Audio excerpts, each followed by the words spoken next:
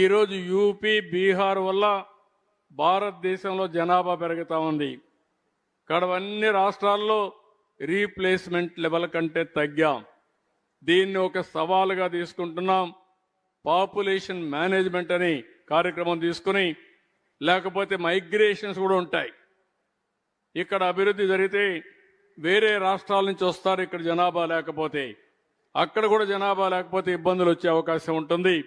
ఇది ముందు చూపుగా ఆలోచించి మనం ముందుకు పోతున్నాం. ఈరోజు Japan, South Korea, France, Vietnam, so many కంట్రీస్లో ఈ సమస్య ఉంది. అందుకే మొన్న 2 డెసిషన్లు తీసుకున్నాం. తల్లికి వందనం, ఎంతమంది పిల్లలుంటే అంతమందికి ఇస్తున్నాం.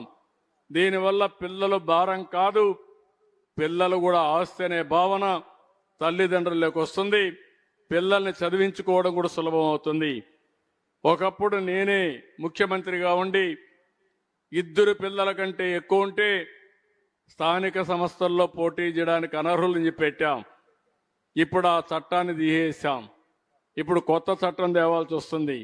2 కంటే తక్కువ పిల్లలుంటే పోటీకి అర్హులు కాదని. అంటే మన కళ్ళ ముందన్నీ ఇవన్నీ చేసే పరిస్థితికి వస్తున్నాం. దీన్ని ప్రోత్సహించాలి.